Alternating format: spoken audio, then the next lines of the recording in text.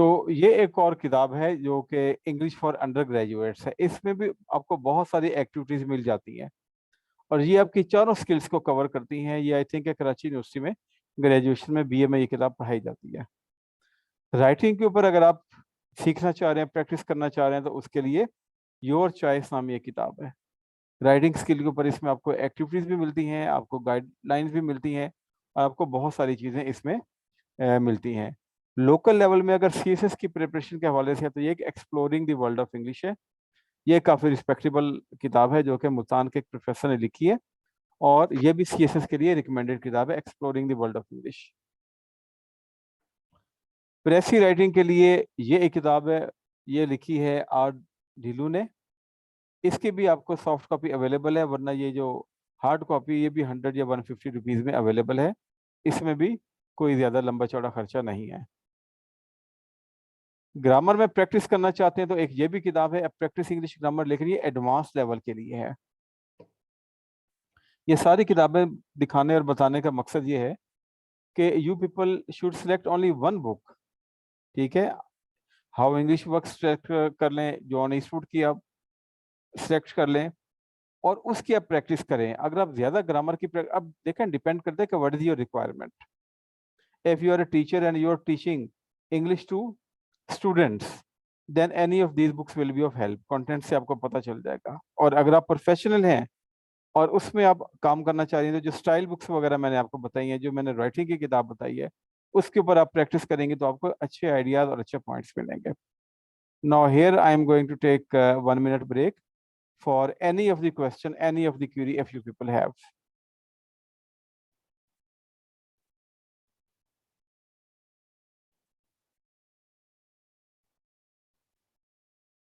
Yes, anyone who has got any question? Not so far, sir. Okay, fine. Now we are coming towards some sentences. अच्छा, sentence बनाने का तरीका तो आप सबको पता ही है। जो बेसिक स्ट्रक्चर है उसका वो है subject verb, I go, they come, I right, they right, you right. ये सबसे सिंपल है। उसके बाद आपने थोड़ा सा बड़ा करना होता है तो आप सब्जेक्ट और वर्ब के बाद आप ऑब्जेक्ट लगा देते हैं। I write a letter, you write a letter, you wrote that play, वगैरह वगैरह। ये एक छोटे से आपके जाके होते हैं। तो इससे आप अपनी प्रैक्टिस करते हैं सिंपल सेंटेंसेस से अपनी राइटिंग को बेहतर बनाने के लिए। अच्छा, इसके अलावा कुछ सेंटेंसेस होते हैं जो हम बार बार अगर हम रीड करें तो हमें याद होना शुरू हो जाते हैं। वो ऐसे सेंटेंसेस होते हैं जो कि सिचुएशनल होते हैं। बहुत सिचुएशंस के अंदर हमें वो लिखने पड़ते हैं या वो हमें बोलने पड़ते हैं। राइटिंग में या स्पीकिंग में हमें वो इस्तेमाल करने पड़ते हैं। उसको हम थोड़ा सा देखेंगे। वो थोड़े से मैंने आप लोगों के लिए सिलेक्ट किए थे। हो सकता है कि आप जो जॉब्स कर रहे हैं या बाकी चीज़ें कर रहे हैं, कोई सेंटेंस आपको उसमें भी काम आ जाए। मसलन अगर हमें ये कहना है कि इससे क्या फ़र्क पड़ता है, तो हम कहेंगे what difference does it make. उसके सलूक से हम उकता गए। We were bored of his behaviour. गधा गधे को खुजाता है, यानी कि फूल्स प्रेज फूल्स, ये एक इडियोमेटिक एक्सप्रेशन है। ठीक है, बाद ऐसी सिचुएशन में आपको बात करनी पड़ती है तो आपको इडियोमेटिकली जो बात करेंगे वो इतनी ज्यादा बुरी नहीं लगती। जाहिर है वो अपना एक मीनिंग तो रखती है, लोगों को समझ तो आ जाती है, बनिस्बत ये कि आप डायरेक्ट किसी को कुछ अल्फाज बोलते हैं। गया वक्त फिर हाथ नहीं आता। Time once lost cannot be regained. और ये भी कहते हैं कि time and tide wait for none. क्या देर हो गई है, इज इट लेट। तो इस किस्म का फिक्र जब आप बनाना चाहें तो आप पहले उसको सिंपल बना लें। देर हो गई है, इट इज लेट। क्या देर हो गई है, तो जो हेल्पिंग वर्ब है इज, आप उसको फिक्र के शुरू में लगा लें। परमिशन वगैरह लेनी होती है तो हम ऐसे फिक्रे मे से स्टार्ट करते हैं। क्या मैं यहाँ बैठ सकता हूँ, मे आई सिट हियर। क्या मैं आपसे बात कर सकता हूँ, मे आई टॉक टू यू। क्या मैं यहाँ से जा सकता हूँ, मे आई लीव, वगैरह वगैरह। तो मे के ज़रिए हम ज़्यादातर फिक्रे, और मे जो है दुआया फिक्रों में भी इस्तेमाल होता है। जब हमने किसी को दुआ देनी हो तो मे यू लिव लॉन्ग, अल्लाह आपकी उम्र दराज करे। फिर एक और हमने अक्सर फिक्र देखा, जहाँ चाह वहाँ रहा। Where there is a will there is a way. यानी कि जहाँ पे आपने जाना होता है, जिधर आपका दिल करता है काम करने को, आप उसकी कोई ना कोई सबील निकाल लेते हैं। उसके हाथों कई लोगों ने दुख उठाया। Many a man suffered at his hands. काम से जी मत चुराओ। डोंट शिरक वर्क। तो शिरक वर्क क्या होता है, काम से जी चुराना, तो ये एक एक्सप्रेशन है शिर्क वर्क। तो काम से जी मत चुराओ, डोंट शिर्क वर्क। स्पीकिंग में और राइटिंग में कहेंगे कि डू नॉट शिर्क वर्क। उसके पास काफी पैसा है, ही हैज एनफ मनी। वाकई हैरानी का इजहार है। तो आगे आप देखें रियली के बाद आ, वो मार्क लगा हुआ, एक्सक्लेमेटरी मार्क लगा हुआ रियली के बाद, जो आप वहां पे यूज करते हैं जहाँ पे आपने हैरानी या सरप्राइज या किसी दुख वगैरह का इजहार करना होता है। तो राइटिंग में आप इसके जरिए फिर अपने आप को एक्सप्रेस करते हैं। वाकई मुझे यकीन नहीं आता, really I don't believe it. उस पर सद अफसोस। फाई फाई एक एक्सप्रेशन है जो आप दूसरे लोगों पर जब,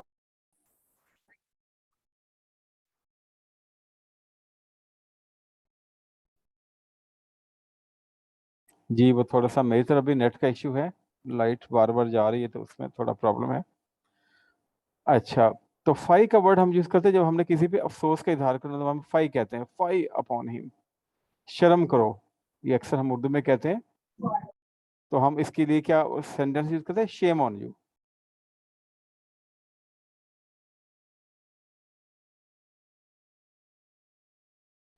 शाबाश, आगे बढ़ो। शाबाश को हम वेल्डन भी कहते हैं और ब्रेवो भी कहते हैं। और जब हम ब्रेवो या वेल्डन कहेंगे, किसी को तारीफ करेंगे, एक सडन एक्सप्रेशन ऑफ, हम गुड सरप्राइज देंगे वहां पे, तो वहां पे हम ये एक्सक्लेमेटरी मार्क जरूर लगाएंगे, ब्रावो, गो हेड। मेहनत करो वरना फेल हो जाओगे, work hard otherwise you will fail.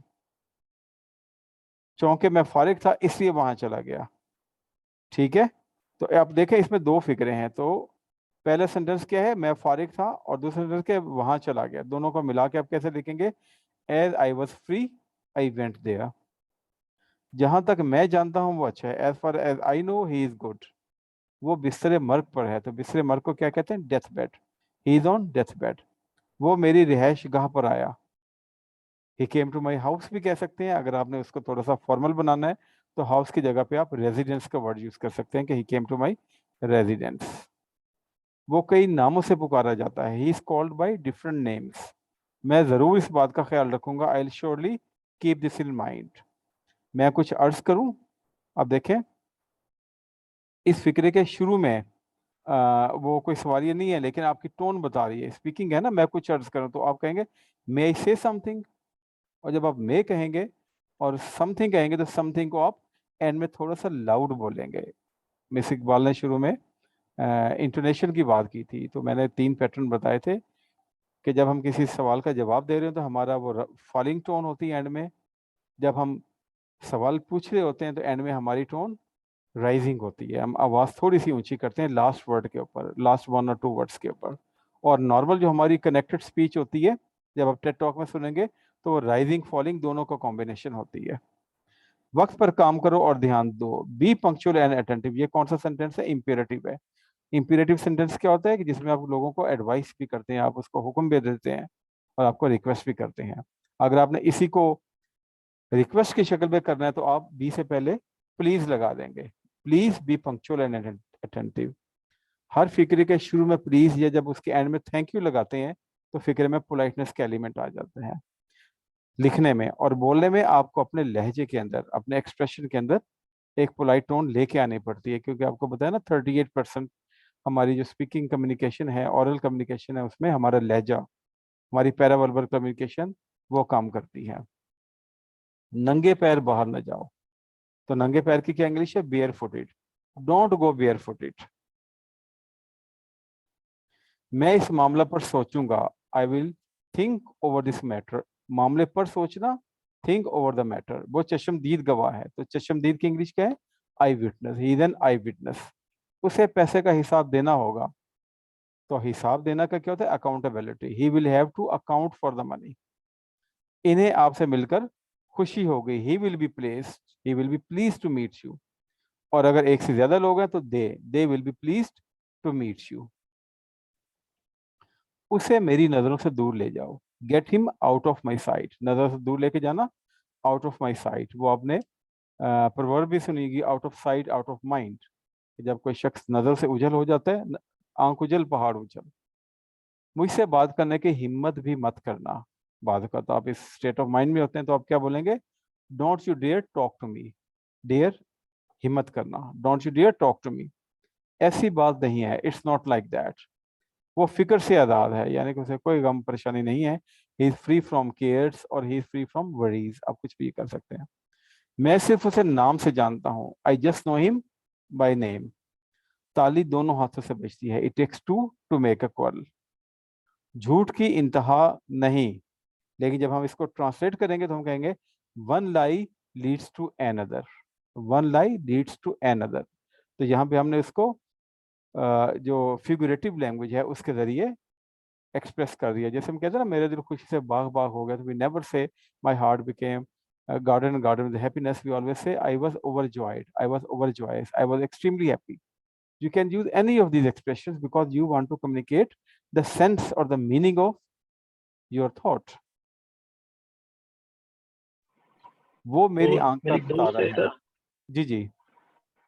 वो एक थोड़ा सा फनी सेंटेंस मेरे जहन में आ गया था, इफ यू अलाउ मी। तो Yes, वो मेरे humor एक is a दोस्त very है, much part. वो मेरे एक दोस्त है कि वो अक्सर कहा करते थे कि मेरे बाप का क्या जाएगा, नॉर्मली कहते हैं ना। तो जी जी। नॉर्मली अगर हम उसको इंग्लिश में कहते तो हम कहते हैं कि we are not at losing side. लेकिन वो हमेशा मजाक में कहते थे कि व्हाट माय फादर गोस। हाँ, what goes of my father.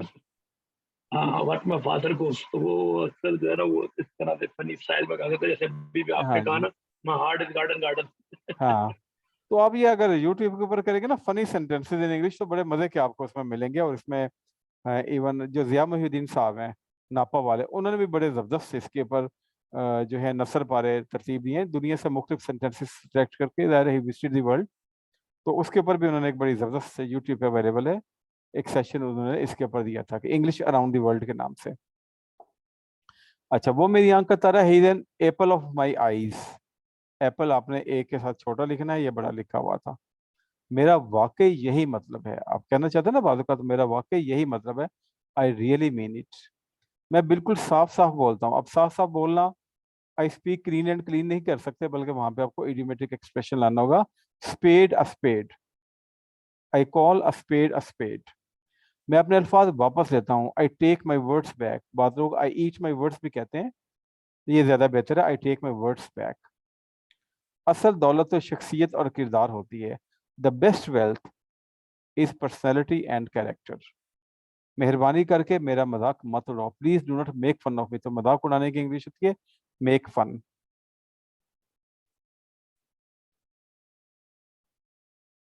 मैं 1 घंटे में तुम्हारे पास हूंगा, I shall be with you within an hour. ये मुझे कहाँ मिलेगी, where would I be able to get it from. बहुत खूब, आप मजीद कहना चाहते हैं तो all right, anything else to say, ये एक स्पोकन का एक्सप्रेशन है। इसी बात पर तो मैं जोर दे रहा हूँ, that is what I want to emphasise. ठीक है, यहाँ पे सवाली निशान का मतलब ये है कि आपने बोलते हुए एंड में अपनी आवाज को रेस करना है, लेकिन राइटिंग में आप यहाँ पे क्वेश्चन मार्क नहीं लगाएंगे, क्योंकि फिक्र आपका क्वेश्चन वर्ड से स्टार्ट नहीं हुआ। नेक्स्ट वाला क्वेश्चन वर्ड से स्टार्ट हो रहा है, क्या ये हकीकत है, तुम सही कह रहे हो, is it fact, do you really mean that. तो आप देखें कि ये दो फिक्रे हैं, आपने इन दोनों को अलग-अलग लिखना है, मिक्सअप लिखना है, इज इट फैक्ट, और आपने फैक्ट पे अपनी आवाज बुलंद करनी है, do you really mean that, और इसके ऊपर भी आपने आवाज थोड़ी बुलंद करनी है। तो मैं इसको ज्यादा लेंथी नहीं करना चाहता, यहाँ पे I will call it a break, और बाकी हम इंशाल्लाह कल उसको गो थ्रू करेंगे। अभी house is open for any kind of question और anything like that you want to discuss. और फिर हम उसमें कल पर्सनालिटी के ऊपर भी थोड़ा बात करने की कोशिश करेंगे कि जहाँ पे आप जॉब करते हैं, काम करते हैं, वहाँ पे आप कैसे अपने आप को ज़्यादा मौसर, ज़्यादा इफेक्टिव बना सकते हैं, कौन कौन सी चीज़ें हमें अपने बिहेवियर में ऐड करने की ज़रूरत है। जी, now it's all up to you.